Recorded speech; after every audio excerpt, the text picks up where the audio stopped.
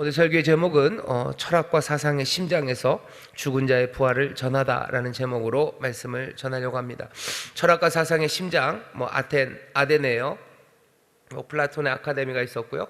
그리고 소크라테스, 아리스토텔레스도 여기 와서 공부하고 여기서 배웠고요.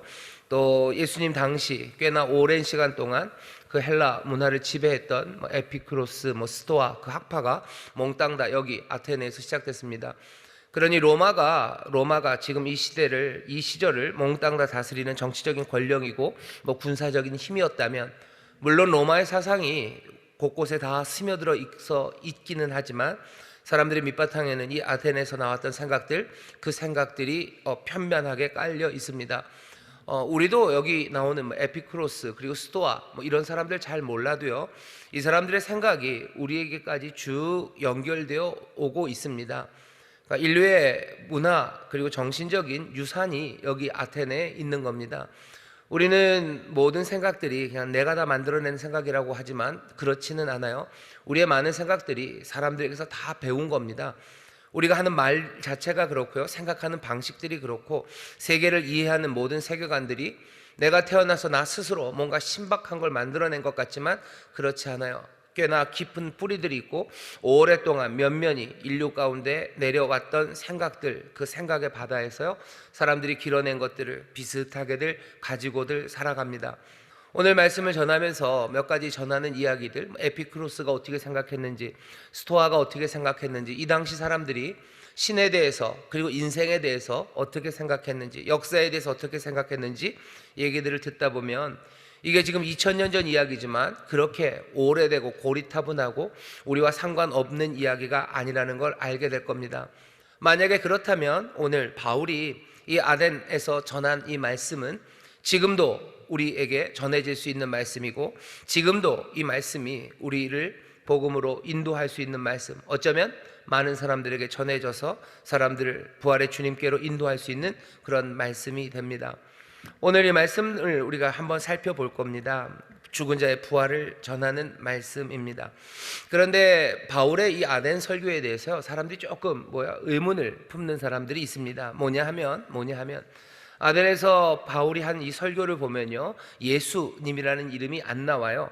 그냥 정하신 사람, 31절에 보면 정하신 사람으로 하여금 하면서 그냥 이를 저른 죽은 자 가운데서 다시 살리신 것으로 얘기하면서 예수라는 이름을 말하지 않습니다. 그래서 사람들이 그래요. 아덴에 가서 바울이 너무 조심스러웠던 것 같다. 뭔가 십자가를 말하고 예수의 이름을 말했어야 되는데 너무 거기에 있는 에피크로스, 스토아 아니면 철학, 사상 이런 판이 든든하게 서 있기 때문에 너무 조심스럽게 전하다 보니 복음의 능력이 나타나지 않는 것 같고, 또 그 다음에 이어서 하는 말들이 그렇습니다. 18장 우리가 읽은 다음을 보면요, 바울은 아테네에 있다가 고린도로 가요. 그래서 고린도에서 복음을 증거하는데, 고린도 전서에 보면 바울이 그럽니다. 내가 십자가의 도 외에는 이제 전하지 않는다. 어쩌면 아덴에서 십자가의 도 말고 다른 것을 전하다가 실패를 만났기 때문에 고린도에 가서는 십자가만 전하겠다고 하는 것 아닐까. 그 근거 중에 하나로 되는 것이 아덴에서 바울이 이렇게 장엄한 설교를 했지만 결국은 믿는 사람 남자 하나 여자 하나, 그리고 이름 말하기 어려운 몇 사람 요 정도, 아덴이라는 그 중요한 도시에서 바울이 하나님의 인도하심으로 거기까지 갔는데 결국은 복음을 증거한 열매가 요거밖에 없지 않았냐. 어쩌면 아덴에서 바울이 한 설교는 실패한 설교가 아닐까라고들 생각하시는 분들이 있으셔요. 그래서 아덴에서 한 이 설교를 실패한 설교 내지는 용감하게 복음을 증거하고 예수의 이름을 말하지 못했을 때 나타나는 안타까운 결과, 이렇게 이 말씀을 이해하는 분들도 있습니다.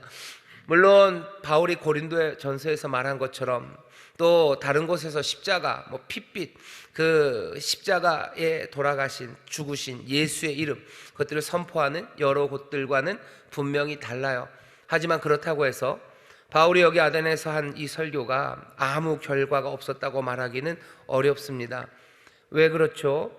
정말로 늘 그랬던 것처럼 바울은 누굴 전하냐면은 하나님을 알게 하는 거예요. 하나님을 알게 하는 건 다른 것으로 알려지지 않습니다. 예수님으로 알려져요. 설교에서 예수님 말을 안 했지 않았습니까? 하지만 설교가 시작하기 바로 전에 18절을 보면 바울이 그 아고라 광장에서 예수와 몸의 부활을 전했어요. 예수를 전하고 몸의 부활을 전했습니다. 그러니까 사람들이 여기 이 광장으로 끌고 온 겁니다. 아레오바고로 끌고 왔던 이유가 예수를 말했기 때문이에요. 그러니 거기 온 사람들은 몽땅 다 예수라는 이름을 이미 들은 사람들입니다. 그러니 그 예수의 이름을 직접 말하진 않았지만 정하신 분이라고 말하면서 뭔가 바울의 목적이 있었겠죠. 목적이 있어서 예수라는 이름을 말하지 않았을 겁니다. 하지만 그렇다고 해서 바울이 일부러 쫄아서 예수님의 이름 말하는 건 촌스러워서 그렇게 피해갔기 때문에 라고 말할 이유는 없습니다. 예수의 이름을 말하며 다녔어요. 그리고 복음의 열매로 몇 사람이라고 하지만 디오누시오, 다마리, 그리고 또 다른 사람들, 결과가 초라하다고 말할 수 없습니다. 바울과 함께 끈끈하게 연결된 사람들이에요. 친하여 믿은 사람입니다. 친하다라는 게 꼴라예요. 꼴라라는 그 헬라어입니다. 꼴라가 풀이에요. 그래서 여러분들 콜라보레이션 그런 거 있죠. 같이 하는 거, 아니면 미술에서 꼴라주 이러죠. 여러 가지 덕지덕지 붙여서 만드는 거. 꼴라. 그러니 바울과 친하여졌어요. 연합했어요. 그래서 믿은 사람, 남자 디오누시오, 그리고 여자 다마리, 그리고 또 몇몇 사람들. 어쩌면 그 정도면 하나님께서 역사하신 역사가 분명하고요. 또 시간이 지나 나중에 이 아덴에 하나님의 교회가 서는 것, 우리는 그 결과들을 알기 때문에 지금 당장 몇 사람 구원받지 못했다고 해서, 몇 사람 하나님 앞으로 나온 사람이 적다고 해서 오늘 이 바울의 설교가 실패한 설교 내지는 피해야 되는 설교의 본, 그렇게 되기는 어려울 겁니다.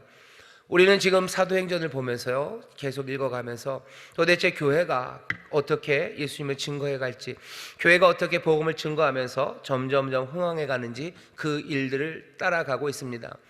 우리도 사람들의 철학과 사상의 심장에서 전해야 되는 자리가 있어요. 사람들이 생각이 많습니다. 생각이 많은 사람들에게 복음을 증거하는 거예요. 어떻게 증거하나 보시죠. 그냥 아무 말 없이 너네들 설명은 필요 없고 직접 맛을 보세요. 옛다 맛을 봐라. 그렇게 할 수도 있어요. 하지만 바울은 오늘 그렇게 하지 않습니다. 오늘 여기서 지금 바울이 하는 설교를 잘 들어보셔요. 그리고 어쩌면 우리에게 이 설교가 지금 전해지는지도 모릅니다. 이 설교가 전해지는 세상은 어떤 세상이냐면 모른다는 세상이에요.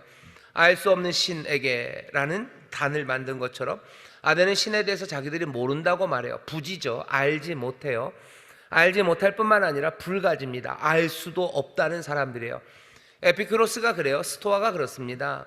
그 당시 사상이, 철학이 그래요. 우리는 신에 대해서 알 수가 없어요. 알 수도 없고 지금 아는 것도 별로 없고 그것이 제대로 아는 건지 확인할 수 없고 불가지, 신을 어떻게 아냐라는 생각이에요. 아덴의 생각이고 지금 우리가 살고 있는 이 현 시대, 이 시대에도 사람들은 그렇게 생각합니다. 우리가 신을 어떻게 아냐는 거죠. 내가 아는 것이 맞는지 어떻게 확인할 수 있냐는 거예요. 알지도 못하고 알 수도 없는 게 신이다 라는 생각으로 사람들이 살아갑니다. 아덴의 사람들이 그래요. 그런 사람들에게 뭐라고 얘기하는지 여러분들 잘 들어보셔요. 뭐라고 얘기합니까? 알지 못하는 신에게 라고 얘기하면서 그렇게 섬겨요. 바울은 이 모든 생각을 다 파하려고 합니다. 고린도후서 10장 5절에 보면 모든 이론을 파하며 하나님 아는 것을 대적하여 높아진 것을 다 파하고 모든 생각을 사로잡아 그리스도에게 복종케 하니라고 얘기합니다. 모든 생각을 다 사로잡을 거예요. 바울은 당당합니다. 우리 기독교는, 우리의 복음은 세상의 사상과 이론, 거기에는 어떻게 할 수 있는 게 없을 거다. 아니요, 세상의 모든 생각을 다 파할 수 있어요. 다 부수고 다 사로잡아서 그리스도에게 복종케 하는 것, 그 능력을 바울은 자기에게 주셨다고 믿습니다. 우리도 마찬가지요. 미리 쫄지 마셔요. 세상의 철학자라는 사람들과 세상의 생각이 깊은 사람들, 그 사람들에게 너무 겁먹지 마셔요. 우리는 모든 생각과 사상을 다 파하고 사로잡아 그리스도에게 복종시키는 그 일에 관한 능력을 받은 사람들입니다. 바울이 그랬고요. 그리고 믿음의 사람들이 그 일을 할 수 있어요. 세상의 생각들이 뭔지 여러분들 잘 들어보셔요. 그리고 그 생각들이 어디가 허점인지 잘 살펴주셔요. 그럼 우리도 그런 변증가가 되라는 겁니까? 아니, 아주 심각하게 공부해야 될 사람들도 필요합니다. 하지만 모든 성도들도 알아두어야 될 필요가 있어요. 왜 사도행전에 이만큼의 말씀을 적어놨겠습니까? 바울이 이 아레오바고 광장에서 오늘 요만큼 요렇게 짧게 설교하진 않았을 거예요. 훨씬 더 긴 설교를 했을 겁니다. 철학과 사상의 심장에서, 그리고 게다가 아레오바고 그 광장에서 뭔가를 판정하는 그 법정에서 복음을 증거할 기회를 바울이 가졌는데 그냥 여기서 1분 이야기하고 내려왔을 리가 없어요.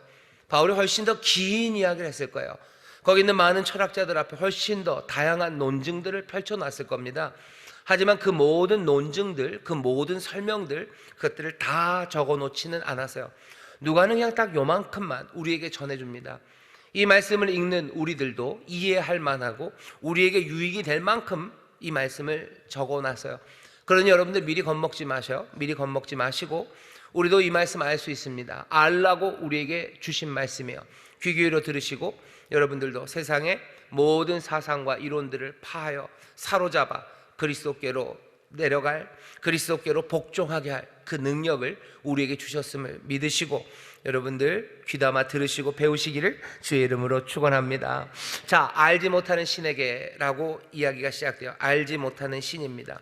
알지 못한데요, 사람들이, 아덴에 있는 사람들이 갖고 있는 생각이요, 그 당시 철학자들이 갖고 있는 생각입니다.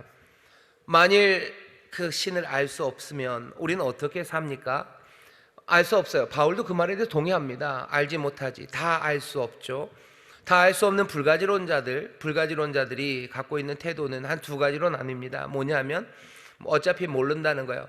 하나님 알 수가 없어요. 그러니 어떻게 해야 돼요? 내 인생, 그냥 내 인생, 내 방식대로 살면 됩니다. 사람들이 그렇게 살죠. 뭐 신이 있는 건 같아요. 있는 것도 같지만 어차피 알 수는 없어요. 뭔가 절대자가 있는 것 같고 세상에 우리 말고 무슨 존재가 있는 것 같지만 내가 그분을 알 수가 없어요. 내가 지금 알지도 못하고 알 수도 없다면 그 다음 생각은 뭐예요? 그냥 내 방식대로 사는 수밖에 없죠. 아니, 어쩌면 내 인생을 내 방식대로 사는 게 편합니다. 신전에 나와서 에피크로스들도 신전에 나와서 제사를 지내요.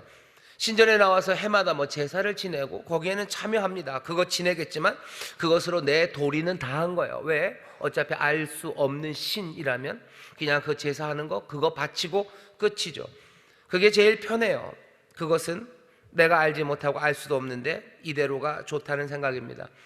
하지만 이런 불가지론자들, 이 사람들은 제대로 된 불가지론자들은 아닙니다. 뭔가 폐쇄적이고 모순적이에요. 왜냐하면 우리가 정말로 하나님을 알 수 없어요? 신을 알 수 없습니까? 그럼 알 수 없다는 그 생각도 사실은 알 수 없는 겁니다. 알 수 없다는 생각이 절대적이지 않아요. 그런데도 그것을 절대적으로 만드는 것, 그것은 모순이죠. 폐쇄적인 불가지론자들, 그 사람들은 암 자체를 그냥 포기하는 거예요. 알 자체 일단 안 된다고, 그것이 확실하다고 포기합니다. 다음 생각을 보면 이게 얼마나 다른 건지 알 수 있어요. 하나는 열린, 그 다음은 열린 불가지론자들입니다. 알 수 없어요. 이 사람들도 알 수 없다고 생각합니다. 하지만 신적 존재가 있지만 우리는 알 수 없어요. 내가 알 수 없기 때문에 영원히 알 수 없는지도 나는 알 수 없어요. 언젠가 그 존재를 찾게 될 가능성들, 어떤 방법이 우리에게 주어진다면 우리는 더 많이 알 수 있는 어떤 것이 있을 수도 있어요. 그러니 내가 모릅니다. 지금은 하나님을 몰라요. 신을 몰라요. 하여간 내가 정말로 모르기 때문에 어쩌면 알 수 있을지도 몰라요. 그러니 이건 일관적입니다. 몰라요. 알 수 있을지도 몰라요. 그렇게 열려있는 불가지론자들은요, 어떤 태도를 취합니까? 뭔가 그 방법을 찾으려고 애씁니다. 내가 알 수 없는 신이에요. 하지만 나는 그 신을 찾을 수 있는 어떤 방법과 계기가 생긴다면 나는 신을 알 수 있을지도 몰라요. 바울은 지금 아덴에 있는 사람들이 이렇게 열려있는 불가지론자라고 생각하는 거예요. 그러니 하나님을 알려주마라고 말하는 겁니다. 하나님을 알려주마. 오늘 22절 바울이 시작하는 말을 보세요. 바울이 아레오바고 가운데 서서 말하되 아덴 사람들아, 너희를 보니 범사에 종교성이 많도다. 내가 두루 다니며 너희의 위하는 것을 보다가 알지 못하는 신에게 라고 새긴 단도 보았으니 그런즉 너희가 알지 못하고 위하는 그것을 내가 너희에게 알게 하리라. 알지 못하면, 아예 알지 못하면, 폐쇄적으로 알지 못하면 알려줄 수가 없는 겁니다. 하지만 바울은 그렇게 생각하진 않아요. 적어도 너희가 신을 모른다고 생각하지. 그러면 너희들이 제대로 정말로 모른다고 말하는 사람이라면 알 수 있을지도 모른다고 말해야 되는 거예요. 그래서 요즘 그런 사람들이 많죠. 하나님을 알 수가 없다고. 그렇죠. 우리가 하나님을 알 수가 없죠. 정말로 알 수 없다는 사람들이면 우리가 알 수 있을지도 모른다고 말해야 되는 거예요. 그러니 그 사람들에게 얘기해 주셔요. 하나님 모른다. 신을 우리가 알 수가 없다. 그렇지. 하나님을 알 수가 없지. 그러니 네가 알 수 있을지도 모르는 거죠. 그게 일관적인 생각입니다. 하나님을 알 수가 없다. 그러니 우리는 그냥 우리 멋대로 살아야 된다는 게 그게 가장 논리적인 결론이라고 생각하지만 사실은 그건 일관된 논리는 아닙니다. 사람들은 하나님을 자기가 모른다고 하면서 그것이 가장 확실한 거라고 자기들이 알고 있다고 생각하는 거예요. 우리는 하나님을 알 수 없다는 거, 그것을 안돼요. 그건 틀렸죠. 왜? 하나님을 알지 못하면서 어떻게 하나님을 알지 못한다는 걸 확실히 압니까? 하나님을 어떤 분인지 모르기 때문에 우리는 하나님을 알 수 있을지도 모르는 거예요. 바울은 지금 그 틈을 파고드는 겁니다. 그럴 거라고 생각하는 거예요. 하나님을 알 수 있을지도 몰라요. 정말로 하나님을 우리가 모른다면 하나님을 알 수 있을지도 모르는 것 아닙니까? 바울은 그 이야기를 하는 거예요. 그럼 내가 너희에게 알려주마. 이 계기가 된다면 너희들은 하나님을 알 수 있을 거래요. 바울이 얘기하기 시작합니다. 뭐라고 얘기해요? 알아야 되는 것. 그것은 우주와 그 가운데 있는 만유를 지으신 신께서는 천지의 주제시니 손으로 지은 집에 계시지 아니하시다. 너희들 그것부터 알아라. 내가 알려주마. 잘 알려주마요. 일단은 들으라는 거예요. 들어라. 하나님은 이런 분이요. 만유를 지으신 분이요. 우주와 그 가운데 있는 모든 것들을 지으신 분이 말이 안 되죠. 사람이 지은 집에 거할 수 있겠냐. 이건 무슨 얘기하는 거예요? 아덴 사람들아, 니네들 하는 일이 틀렸다는 거예요. 너희들 틀렸다. 모른다고 그러면서 그 신전에서 하나님을 섬긴다고, 신을 섬긴다고 하는데 너희들 모른다고 하는 거, 모르면서 하는 그 일이 틀린 일이네. 왜? 하나님은 만유와 모든 것을 지으신 분, 그분이 사람의 손으로 지은 곳에 거하실 리가 없어요. 아레오바고 광장 건너편에는 지금도 남아있는 파르테논, 그 거대한 신전이 있습니다. 어쩌면 그 신전을 가리키며 얘기했을 거예요. 저기 가서 그렇게 예배하고 그렇게 많은 것들을 드리는 종교성 많은 아덴 사람들아, 너희가 알지 못하는 신, 내가 너에게 알려주마. 하나님, 신은 모든 우주를 만드신 분이신데 사람이 만든 그 집, 거기에 거하겠느냐. 그러니까 그리로 찾아가는 건 어리석은 일이에요. 너희들 틀렸다는 얘기를 하는 겁니다. 바울이 지금 아덴 사람들에게 하나님을 알려주면서요, 그냥 하나님을 알려주고 끝나지 않아요. 너희들이 잘못되었다라고 얘기하는 겁니다. 너희들 잘못되었어요. 우주와 그 가운데 있는 만유를 지으신 신께서는 천지의 주제시니 손으로 지은 전에 계시지 아니하시고 또 무엇이 부족한 것처럼 사람의 손으로 섬김을 받으시는 것이 아니니 이는 만민에게 생명과 호흡과 만물을 친히 주시는 자이심이니라. 신은 부족하지 않아요. 하나님은 부족하지 않으시는데 너네가 왜 거기 가서 제사를 드리냐는 거야. 이것저것 신한테 바쳐서 그걸로 되냐? 신은 너희가 먹여 살려야 되는 분이 아니라 오히려 하나님이 너희를 먹여 살리는 분 아니냐. 만민에게 생명을 주시고 호흡을 주시고 그리고 만물을 친히 주시는 분이시지 신은 너희에게 받는 분 아니래요. 그러니 너희가 신전에 가서 신에게 바친다고 하면서 하는 모든 일들 다 잘못됐다. 너희들 틀렸다라는 이야기를 하는 겁니다. 아덴 사람들 틀렸어요. 하나님을 모른다고 하면서 너희들이 신께 하는 모든 일들이 다 잘못된 일만 하고 있어요. 우상 숭배하는 거죠. 우상 숭배하면서 온갖 쾌락과 악을 행하는 거, 그거 말도 안 되는 일이에요. 종교성이 많다고 하는데 그 종교성, 하나님을 모른다고 하면서 신을 모른다고 하면서 갖고 있는 모든 종교성들은 다 제대로 된 것 아니고 어리석은 짓일 뿐만 아니라 그건 무지하고 그리고 악한 일이고 그리고 하나님을 향한 모욕이에요. 하나님은 집이 없으신 사람처럼 분처럼 취급받고 뭔가 부족한 사람처럼 취급받는 거, 그거 하나님이 취급받아야 될 일 아닌데 여기 하나님의 집을 자기 손으로 지어놓고 자기들이 뭔가를 가져다 바치면서 이거 드시라고 가져다 주는 것, 그건 하나님에 대한 무지에서 오는 악하고 어리석은 일입니다. 이는 그 다음입니다. 인류의 모든 족속을 한 혈통으로 만드사 온 땅에 거하게 하시고 저희의 연대를 정하시며 거주의 경계를 뭐죠? 하나셨으니 이는 사람으로 하나님을 혹 더듬어 찾아 발견하게 하심이로되. 하나님께서 세상을 만드시고 세상의 모든 생명과 호흡을 주실 뿐만 아니라 하나님께서 모든 인류의 운명, 그 운명을 정하셔요. 하나님 인류의 운명을 정하십니다. 인류의 역사를 이끌고 가시는 분이셔요. 하나님은 그런 하나님이시다. 그러니 우리가 물어봐야 되는 것은 하나님이 이끌어 가시는 역사, 하나님의 그 경계, 그 제한선 안에 나는 제자리에 있는가? 나는 있어야 될 곳에 있는가? 나는 진행되는 그 역사에서 지금 나는 어디에 서 있는가? 그것 알아야 되는데, 신과 상관없이 하나님의 인도하심과 그 역사와 그 부르심과 정해놓으심에 상관없이 나는 하나님을 모르니, 나는 신을 모르니 내 마음대로 살아간다고? 그건 안 돼요.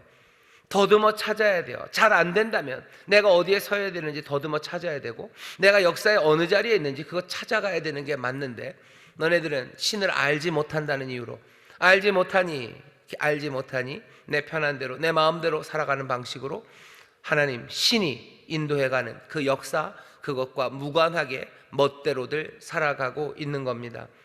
사람으로 하나님 혹 더듬어 찾아 발견하게 하심이로되 그는 우리 각 사람에게서 멀리 떠나 계시지 아니하도다. 에피크로스가 그래요. 신이 있는지는 잘 모르겠어요. 뭐 있으면 있어도 좋아요. 하지만 신은 우리에게 가까이 오지 않아요.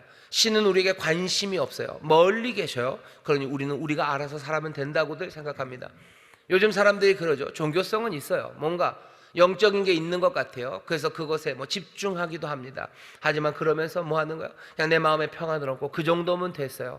그리고서는 내 마음대로 살아가는 게 요즘 세상입니다.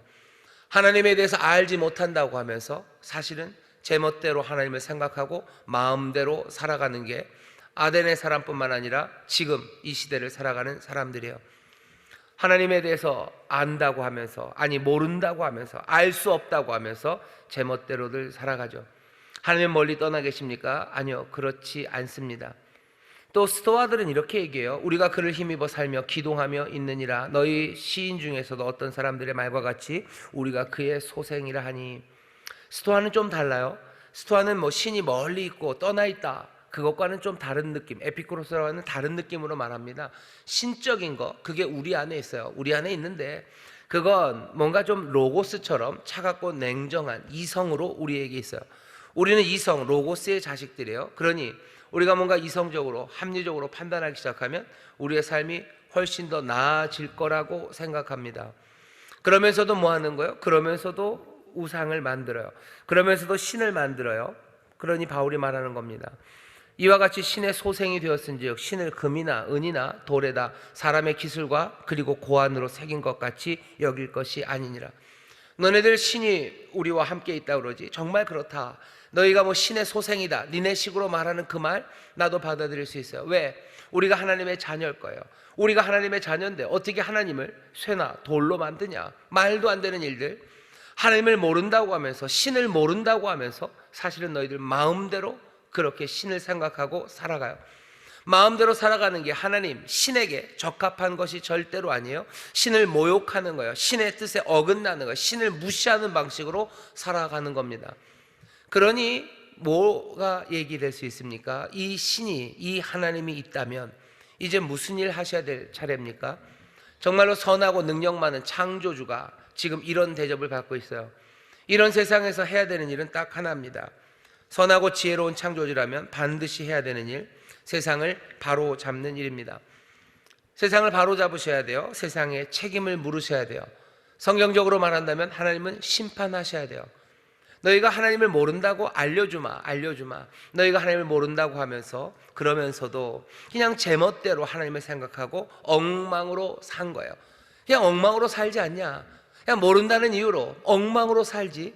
하지만 하나님이 정말 계시면, 그분이 선하시고 지혜로우신 창조주시라면 이 세상에 어떻게 해야 되겠죠?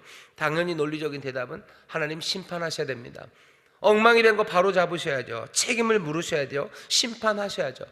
하지만 이 심판은 놀랍게도 하나님은 의로우시고 하나님은 은혜로우셔서요, 하나님의 의를 이루십니다.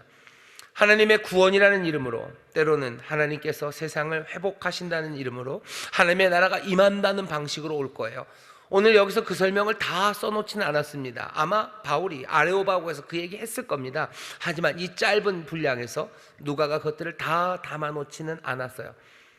바울이 얘기하는 바는 당연하지 않냐, 신이 너희가 모른다는 이유로 이렇게 엉망으로 살아가고 있는데 정말로 신이 창조주, 선하시고 지혜로우시고 능력 많으신 그분이라면 이 모든 것들을 바로잡는 것, 그것이 논리적이지 않겠냐. 그러니 하나님이 심판하러 오신다요. 왜 아덴에서 바울이 하나님을 알려준다고 하면서 알릴 수 있는 게 많습니다. 하지만 이 아덴 사람들이 하나님에 대해서 잘못한 것들, 그 이야기만을 자꾸 이야기합니까? 지금 바울이 전하고 싶은 바는 다른 것 아니에요. 여기 하나님의 심판이 임한다, 그 이야기를 전하고 싶은 겁니다. 하나님 심판하신다, 심판하는 게 당연하지 않냐 하는 거죠.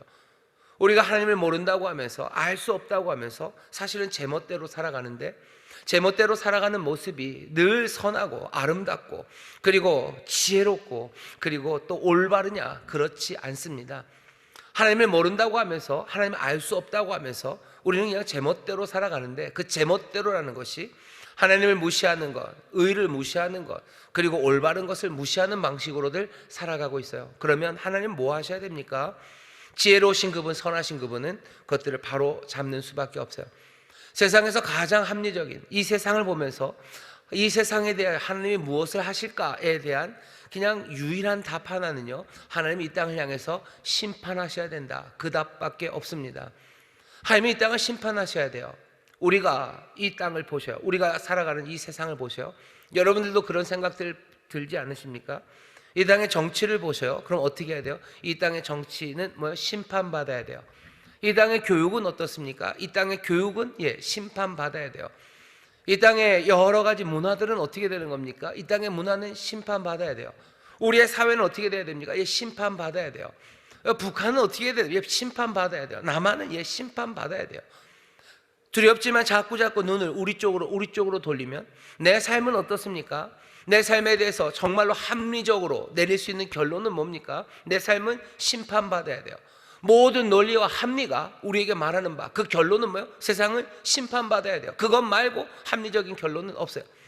하나님을 모른다고 하면서 살아갑니다. 하나님을 모른다고 하면서 하나님 무시하고, 하나님 모른다고 하면서 그냥 엉망으로 뒤집어서들 살아요. 하나님은 사람의 집에 있는 것처럼, 신은 사람의 손에 있는 것처럼, 우리가 먹여 살려야 되는 것처럼, 하나님이 역사를 주관하시는데 그 역사, 그런 건 없는 것처럼, 하나님께서 모든 한계를 다 정하셨건만 그냥 우리가 다 뚫고 나가도 되는 것처럼 그렇게 살아간 세상, 그 세상의 결론은 심판이죠. 하나님 심판하셔야 돼요.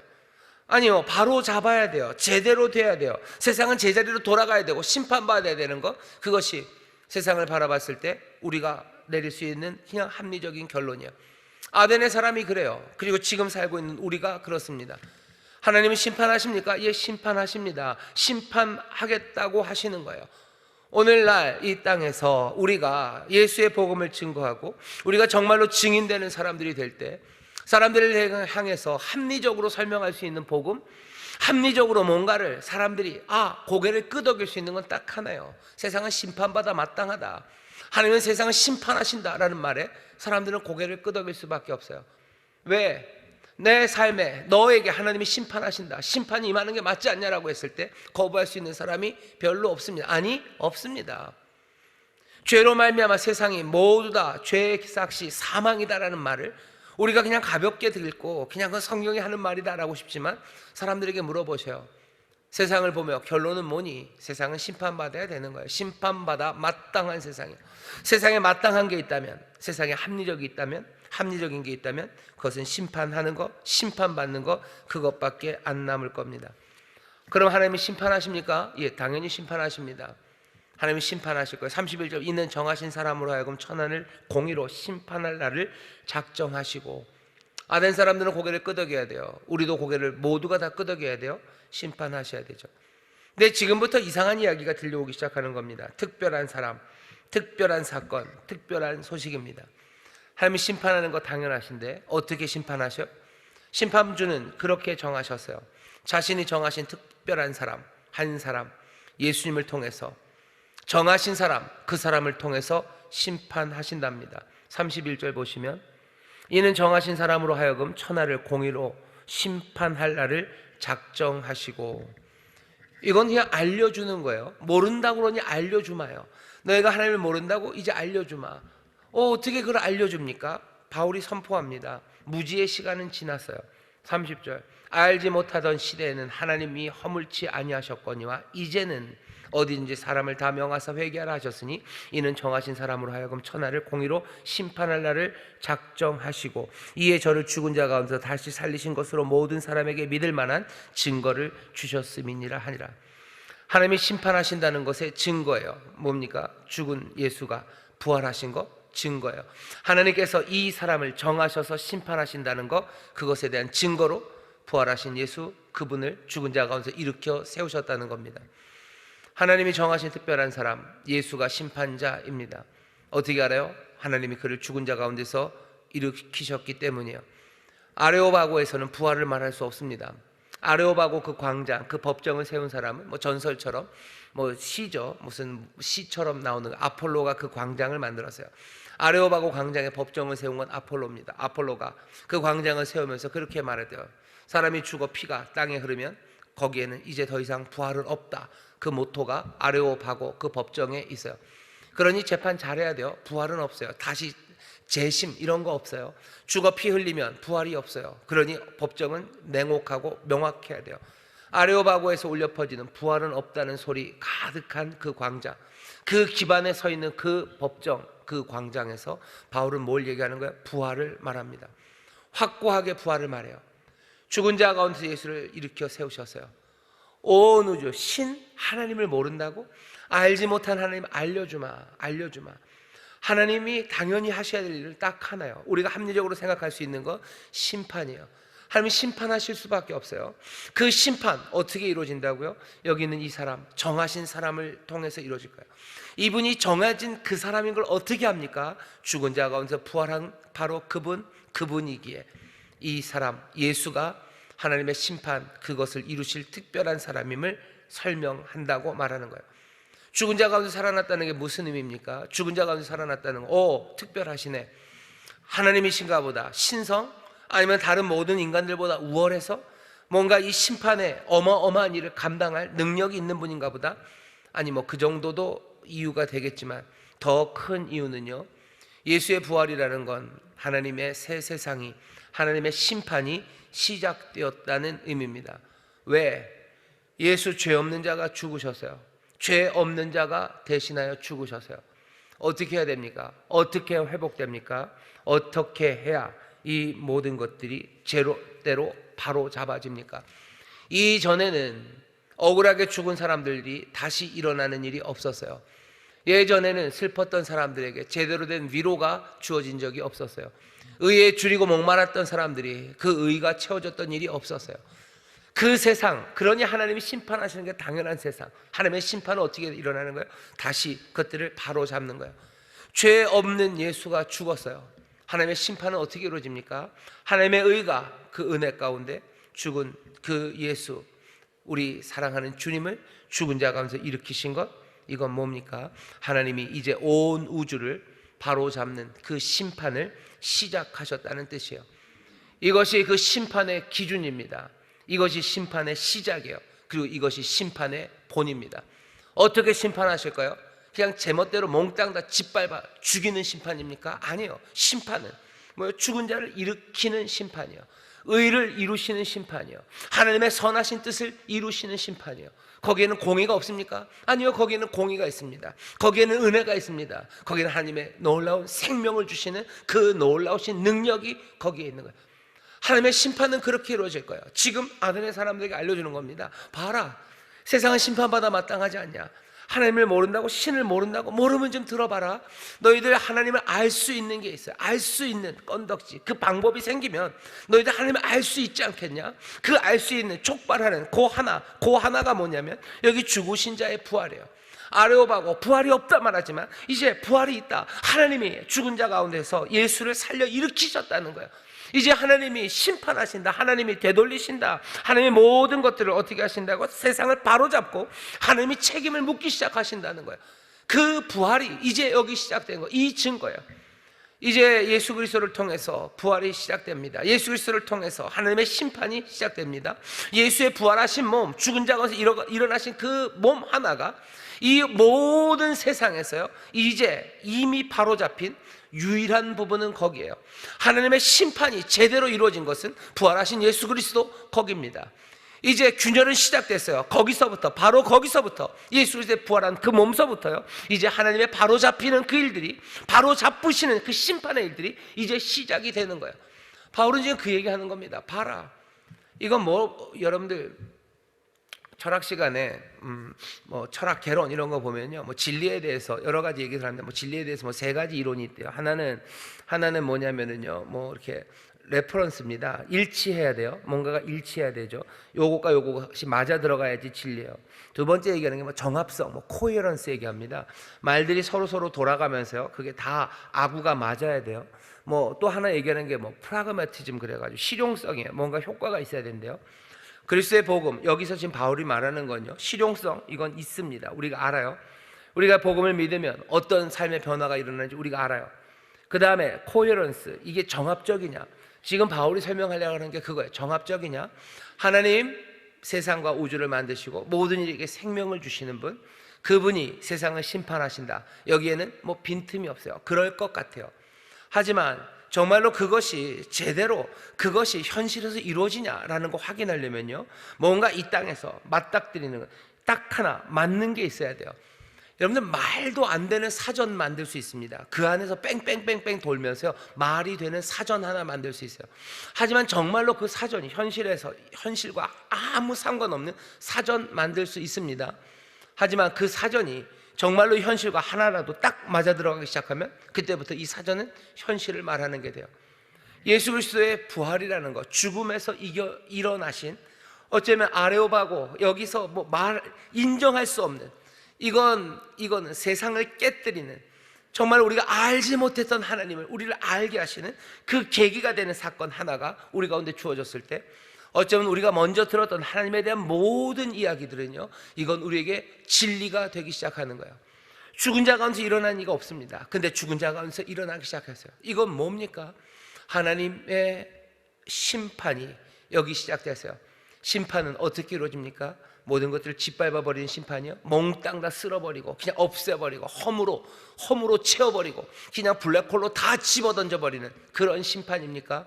아니요. 우리는 하나님의 심판을 기다릴 수 있는 것, 그것은 죽은 자 가운데서 일어나신 예수 그리스도의 몸, 그 부활을 보았기 때문이에요. 하나님의 심판은 그렇게 이루어질 겁니다. 그리고 우리는 그 심판에 관한 이야기를 듣고 그리고 전하는 사람들이에요. 이 심판이 시작되었으니 어떻게 살아야 됩니까? 회개죠. 자신의 길에서 돌아서야 돼요. 우상 숭배, 신을 만들 수 있다는 생각, 그냥 신은 멀리 있으니 내 마음대로 살아야 된다는 생각, 그 생각에서 돌아오셔야 돼요. 그리고 어떻게 해야 됩니까? 살아계신 하나님을 향해 서서 그분을 향해 손 내밀고 더듬으며 앞으로 나가야 돼요. 27절입니다. 이는 사람으로 하나님을 혹 더듬어 찾아 발견하게 하심이로되, 더듬어 찾아가는 겁니다. 하나님 찾아가셔야 돼요. 회개하고 돌아서서 예전에 있던 걸 다 버리고 이방의 우상들 다 버리고 하나님 향해 손 내밀며 더듬으며 나갑니다. 가능합니까? 가능합니다. 살아계신 하나님이 역사하셔요. 그리고 이제 무지의 날, 무지의 시대는 갔어요. 무지의 시대는 가고 진리가 드러나는 때가 우리에게 주어진 겁니다. 우리를 진리 가운데로 인도하시는 성령님, 우리에게 오셨어요. 우리로 어디로 가게 하셔요? 자꾸 그 부활하신 예수 그리스도, 그 정하신 이 죽음에서 일어나신 그분께로 우리를 인도합니다. 이 부활을 믿는 사람들, 사망 권세 깨뜨리시고 예수님 일어나셔서요, 어떤 사람들은 예수님의 육체의 부활을 믿지 않고도 기독교가 설 수 있다고들 얘기하는데 그건 말도 안 돼요. 그런 사람들은 어떻게 생각하는가? 우리 하나님 어차피 알 수 없는 사람들, 우리는 신께 제사를 드리며 그냥 내가 알아서 선하고 착하게 잘 살면 된다는 사람들, 아덴에 있는 그 사람들처럼 지금 살아가는 사람들이 얼마나 많은지 몰라요. 왜? 아레오바고 광장이죠. 부활을 말할 수 없는 세상이에요. 아폴로가 얘기해버렸어요. 죽여서 피가 땅에 떨어지면 부활은 없다라고 말하는 아레오바고 그 광장을 우리가 살아가고 있기 때문이에요. 사람들은 부활이 없다고 말합니다. 하지만 이제 알려준다는 거죠. 모르는 거 알려준대요. 오늘 성령이 성령님께서 우리를요, 그 진리 앞으로 세워놓으셔야 돼요. 주님의 부활, 죽음에서 이기신 그 부활이 그냥 기적 하나일 리가 없습니다. 죽음에서 일어난 사람 많아요. 나사로 죽음에서 일어났죠. 죽음에서 일어납니다. 나인성 과부의 아들 죽었다가 일어나요. 그게 예수님의 죽음에서 일어나신 것과 다른 이유는 뭡니까? 그건 하나님의 심판은 아니에요. 그건 그냥 하나님의 능력이죠. 하나님께서 은혜를 베푸신 거죠. 하지만 예수 그리스도, 우리 사랑하는 주님이 죽음 가운데서 일어난 정하신 이의 그 부활은 하나님의 심판, 하나님의 심판이 시작되었다. 새 하늘이 시작되었어요. 새 땅이 시작되었어요. 하나님께서 이제 새 역사를 이루신다는 그 놀라운 시작이고 본이기 때문입니다. 하나님은 세상을 그렇게 심판하실 거예요. 하나님은 세상을 그렇게 제자리로 돌리시고 하나님은 그렇게 세상을 새롭게 만드실 겁니다. 우리가 붙잡는 어쩌면 유일한 소망이고요, 우리가 하나님을 알게 되는 어쩌면 유일한 자리, 모르는 하나님을 알 수 있는, 우리에게 전해진 하나님에 대한 그 모든 이야기들이 허망한 이야기가 아니라 그냥 모르는 사람들이 만들어낸, 모르는 사람에게 전하는 애매한 이야기가 아니라 정말로 진실이고 참임을 만드는 것은 이 죽음에서 부활하신 예수 그리스도, 그분이 계시기 때문입니다. 주님 부활하셔서요, 하나님의 심판 이제 시작되었고 하나님의 심판은 그렇게 이루어질 겁니다. 그리고 거기서부터 이루어질 겁니다. 우리는 그렇게 하나님을 압니다. 그러니 험한 것들을 쫓아갔던 모든 것들에서 회개하시고 더듬어 하나님을 찾는 그 일로 나가셔. 예수 그리스도의 부활을 기준으로 삼아서 내가 어디에 서 있는지 보셔요. 내가 하나님의 역사 가운데 어디 서 있는지, 하나님이 나에게 정하신 한계가 어딘지, 예수 그리스도의 십자가 붙잡으면 내 마음대로가 아니라 내가 주께 묻고 내가 주의 인도하신 가운데 내 삶의 자리를 찾습니다. 내 삶의 자리가 아닌 사람들은 다시 제자리로 돌아와야 돼요. 내가 마음대로 살고 멋대로 살았던 사람들은 다시 돌아와야 됩니다. 주님의 부활을 기준 삼아. 지금 하나님이 심판하시는 때요, 심판을 너무 두려워하지는 마십시오. 분명히 두렵고 떨리는 시간이지만 우리는 그 심판이 어떻게 이루어지는지 봐서요. 죽은 자를 살리시는 하나님의 의의 심판입니다. 우리는 하나님 앞에 의로 설 수 있을까? 하나님 우리에게 알리시죠. 바울이어서 다 담아놓지 못했습니다. 우리의 의가 아니라 우리를 그리스도 안에 들어가게 하셔서 그 그리스도의 의 안에서 우리를 살아가게 하셔요. 내 삶의 자리, 나를 부르신 곳, 내 역사에서의 자리는 그러니 내 마음대로 내 뜻대로가 아니라 내 주 예수 그리스도 안에서 내 삶의 자리가 정해집니다. 역사 안에서 내 시간표가 어디에 있는지 주 안에서 정해집니다. 하나님 모른다고 할 것 아니에요. 점점 더 내가 더듬어서라도 하나님을 찾아가며 십자가 붙잡고 하나님 찾아가기 시작하는 거예요. 그때 참 빛이 우리 가운데 들어와 우리의 삶이 변화되기 시작하고 정말로 이전에 몰랐던 하나님 더 찬양하기 시작하며 내가 하나님의 부르심 따라서 걸어가기 시작합니다. 하나님은 지금 모든 곳에서 모든 사람을 부르신대요. 우리가 지금 듣는 하나님에 대한 이야기입니다. 하나님이 오늘 우리를 부르셔요. 하나님이 오늘 우리를 부르십니다. 심판하신 하나님이 우리를 부르셔요. 우리를 부르셔서 뭐 하시려고? 우리를 심판하려고 부르셔요. 두려워하지 마십시오. 염려하지 마셔요. 십자가 부활하신 주님, 그 주님 붙잡고 내 삶을 돌이키고 내가 하나님 찾아가는 내 삶을, 하나님의 심판이 정말로 의로운 자들에게 하나님께서 주시는 그 귀하신 회복과 그리고 우리의 삶을 만족케 하시는 그 복이 하나님의 심판, 하나님의 그 나라에서 우리에게 주어집니다. 사람들에게 얘기해 주셔요. 우리가 하나님을 모른다고 말할 것 아니라 우리가 아는 것 딱 하나요. 죽음 가운데서 일어나신, 죽음에서 부활하신 그 예수 그리스도를 통해서 우리는 하나님을 압니다. 심판, 그 역사 우리가 압니다. 하나님의 은혜를 압니다. 하나님의 능력과 지혜를 압니다.